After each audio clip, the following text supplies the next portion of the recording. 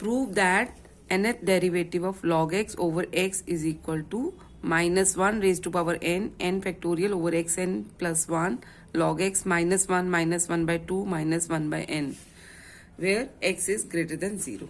Now for proving this result, we will use a Leibnitz theorem, which is for the product of two functions, and we can write the nth derivative in this form, where u(r) denotes the rth derivative of u. So we will use this Leibniz theorem for proving this result. Now here y is equal to log x over x, and we can rewrite it as log x into 1 by x. So let our v is equal to log x and u is equal to 1 by x. So v1 is 1 by x, or it is x raised to power minus 1. Similarly here u1 is minus 1 into x raised to power minus 2.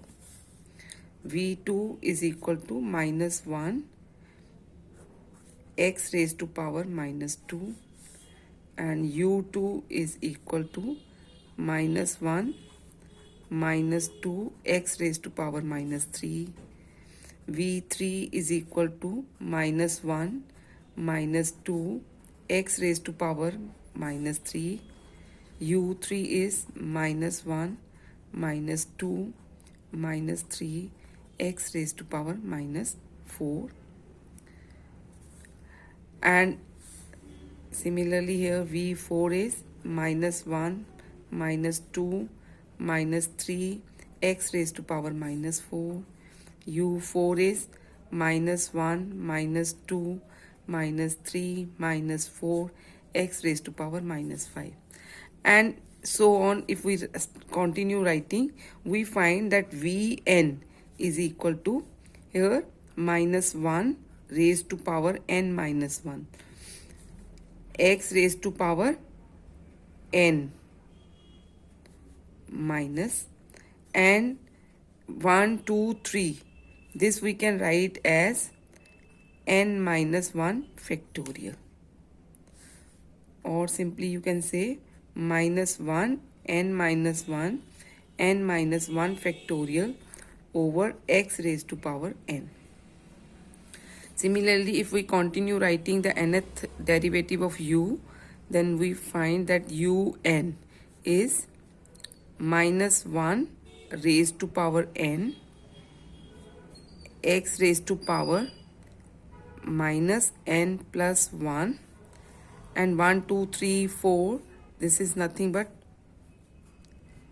4 factorial, or simply here un would be having n factorial. So this is minus 1 raised to power n factorial x raised to power n plus 1. So we will use now the Leibniz rule. So according to the Leibniz theorem,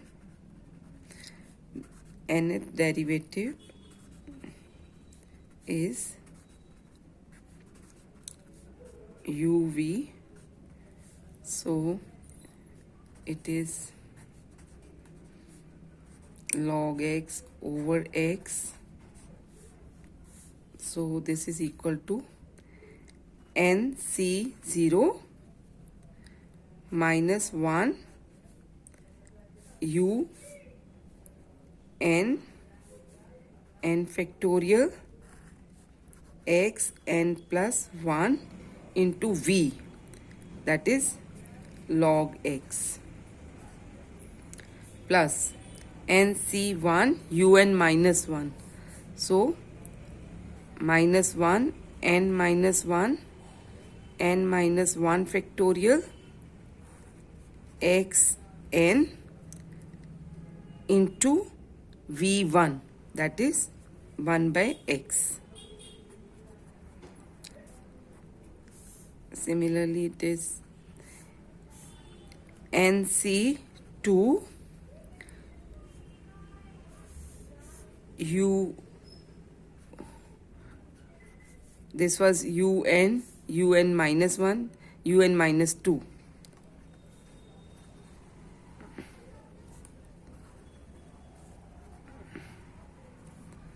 Into v2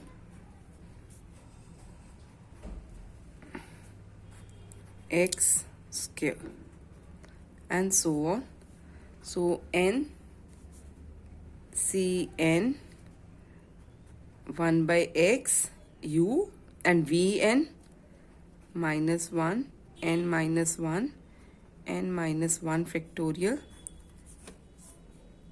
xn. Right? Now we have to simplify this, and nc0